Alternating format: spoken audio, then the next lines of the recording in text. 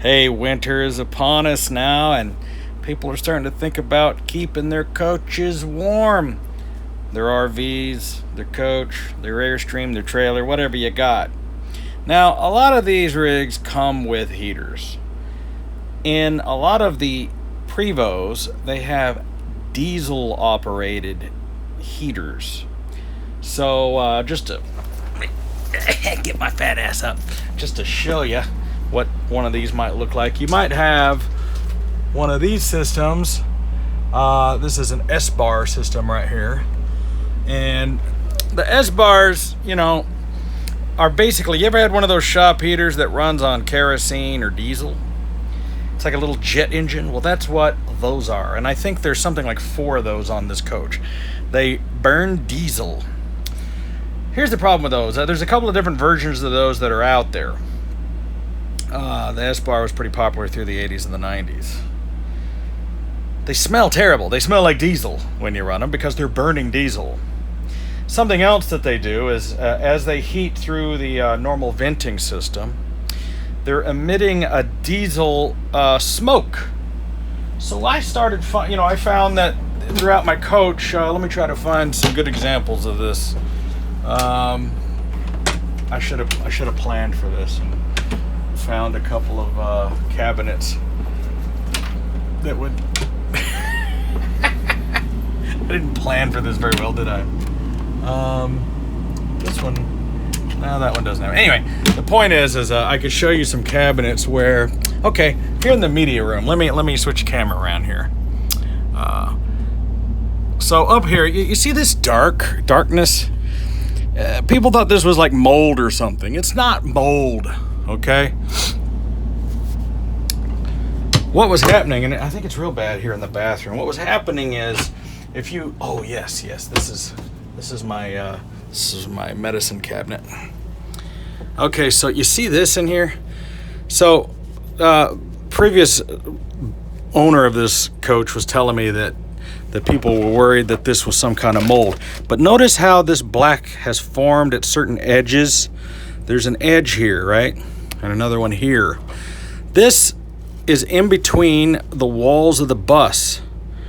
This diesel fumes was starting to build up through the ribs of the bus and come out various carpeted areas.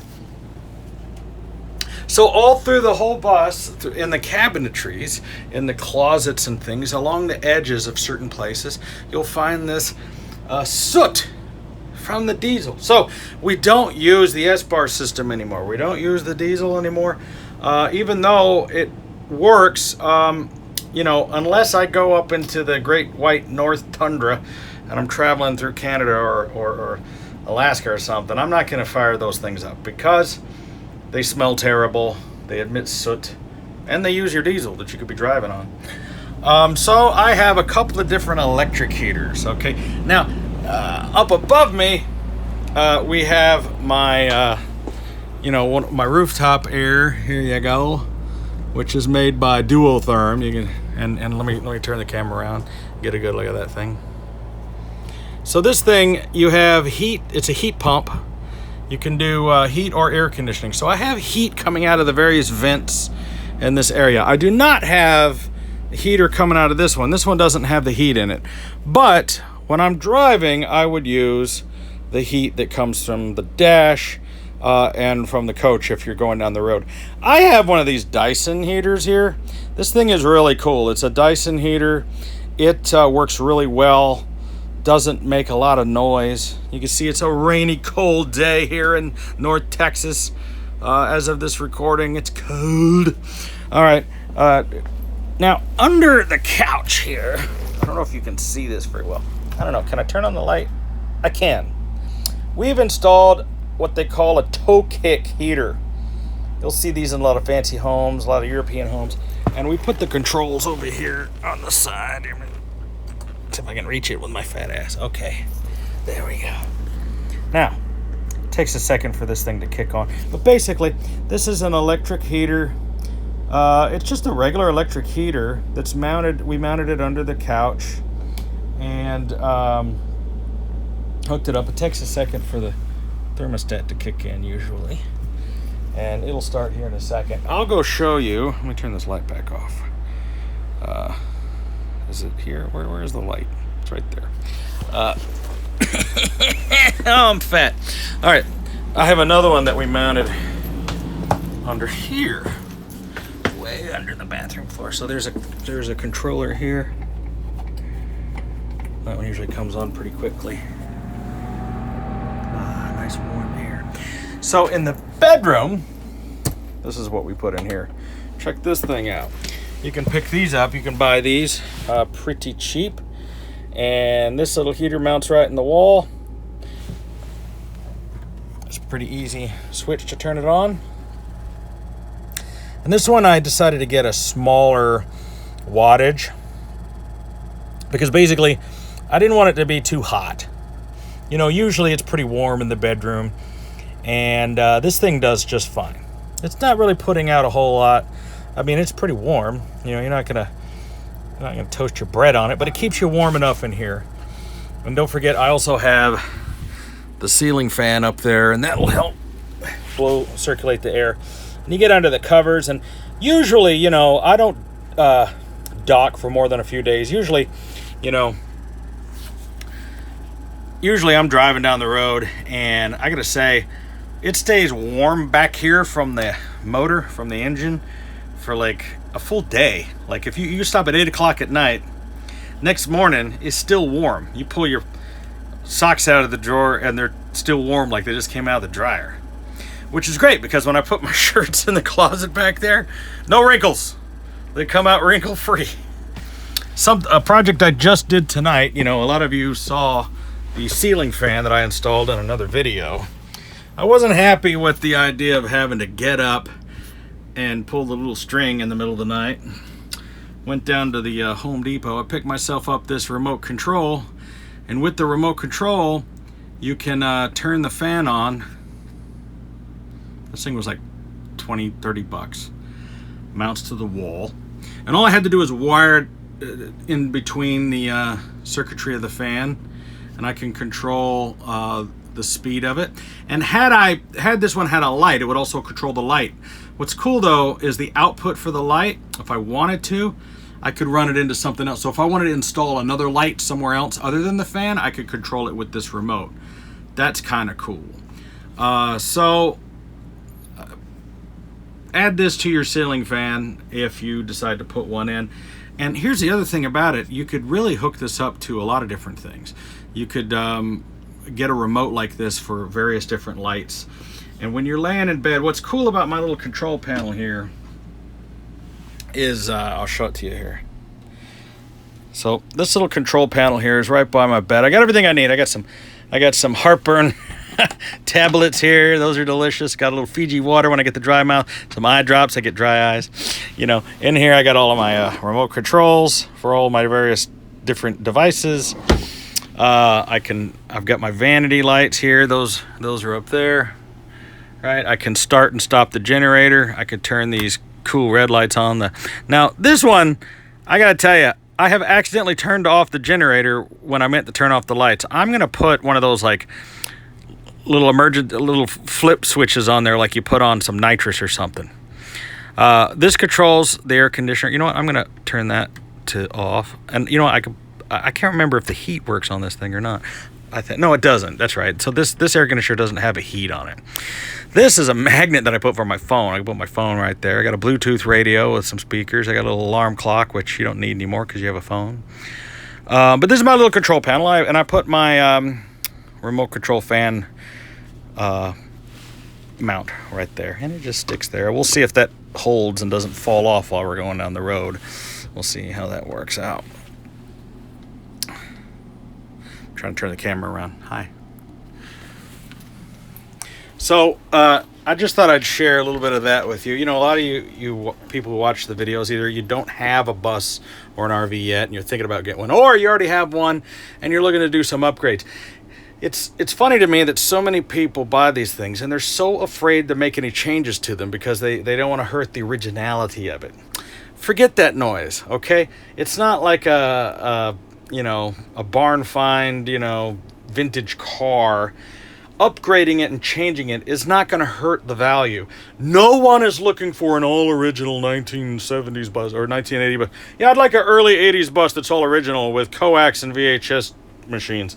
No, they want everything. Look at the size of this TV. 60-inch TV, right? So where there used to be 2 windows, I don't need windows.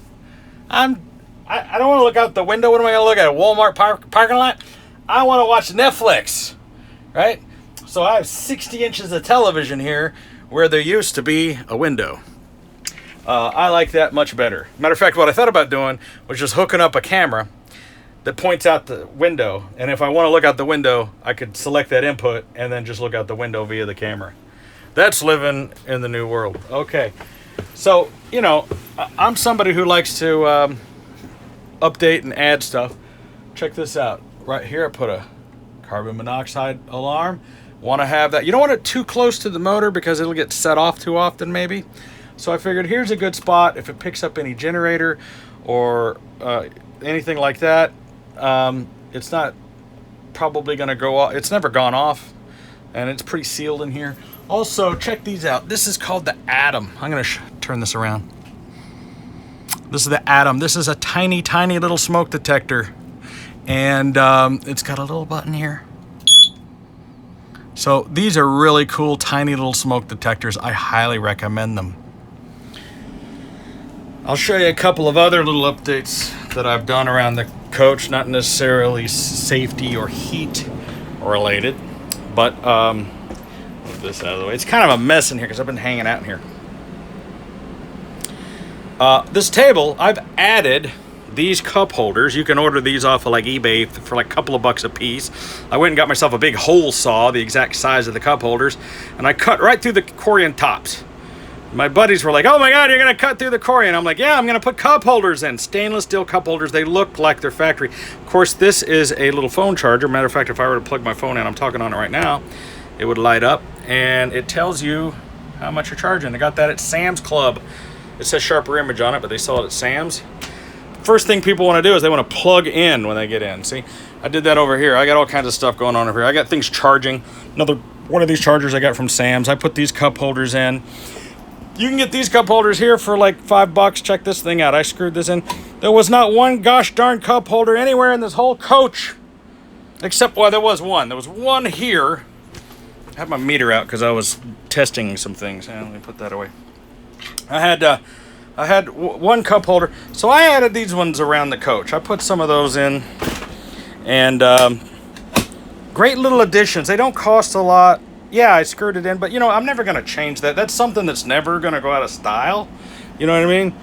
I think no matter what happens in the future, we're probably always going to have a drink. Pretty sure that's going to happen. So I'm not worried about hurting the value of the coach by adding cup holders. These seats, for instance, these were just some barrel chairs I bought at a local furniture place, and they replaced the other god-awful looking 80s chairs that were in here that were purple.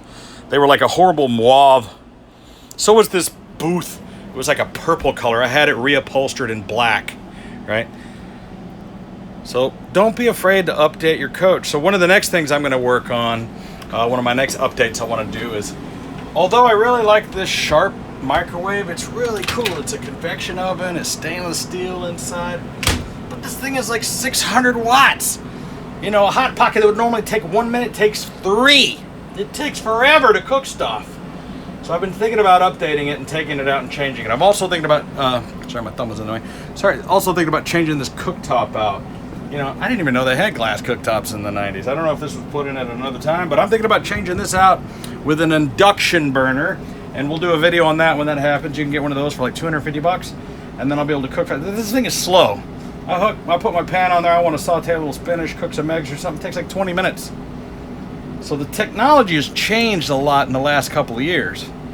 Microwave technology, induction technology, cooking in general. One of the things I use probably the most is this air fryer, which I've done videos on. Air fryer, I recommend, is a #1 thing that you should take with you. Now here's something that you may not have seen. I could probably do a video on this all by itself. check this thing out. Okay, this here is a built-in blender. Now you probably have seen these in some coaches, and you didn't even know what it was because it was missing the stuff. Well, you take this little cap out, right? Let me come down here and get the blender portion. I've got all the little blender pieces here. This thing mounts in there, right? That's how you control it. Yeah, so you make yourself a little smoothie. These Newtone built-in blenders, let me put this away. These were really popular in the late 80s, early 90s. I had a 4-travel unit before I had this one. Had the exact same one in it. Something else. It's my favorite napkins. I steal these from Guy Fieri's restaurant in Las Vegas. You should get one. Yeah, another thing that was popular were these trash compactors. Here, I'll flip the camera around. And you know, it's kind of old school. I thought about taking it out, but I gotta say, I really like it. It works great. It compacts the trash down, and when you're traveling, you know, you're going through a lot of junk, and the thing works. Keeps your trash down. Right above it, they put a nice little, there we go, chopping block there, which I don't think I've ever used. So that's a little bit of what's going on here in my coach. But I just wanted to share with you how my heaters work, how I'm doing heat in the wintertime. You know, it's not such a bad idea to have a couple of portable little heaters too. You can go into Walmart and for 10-15 bucks get a little portable heater. The thing about them is, unless you buy a really good high quality heater, they're going to be sort of wobbly and squeaky. And when you're sleeping, that kind of annoys the piss out of me. You know what I mean? And that's what's cool about this Dyson. The Dyson is they're like 300 bucks, but it's a clean, smooth, wispy sound, and it puts out a nice soft heat. And these rigs are so well insulated that that works just fine. You don't need a lot of heat in these things unless you go, I mean, like, you got to be up into some real cold. And something that we'll probably do a video on is winterization of your coach. Now, usually on buses like this, you really don't need to winterize them. My rig is set up where in the water bay, there's actually a little heater mounted to the ceiling with a thermostat on it that'll come on and keep the whole bay warm. But being that I already have a hot water heater and all those other things, freezing isn't an issue for me. Plus, I live in North Texas, and I generally don't go up into the north. I'm not going into Minnesota or North Dakota or anywhere there's major freezing going on. That's the whole point of one of these things. Follow the warm. Go to where it's nice. It's got wheels. Point it in that direction. Well, I hope you liked watching the video, and this is Videobob's RV and Bus channel. If you like this kind of stuff and you're a fan, please subscribe. Just punch out a little button, subscribe to the channel, and you'll be notified whenever there's another cool video. And here's the next cool video. Thanks for watching. I'm Videobob.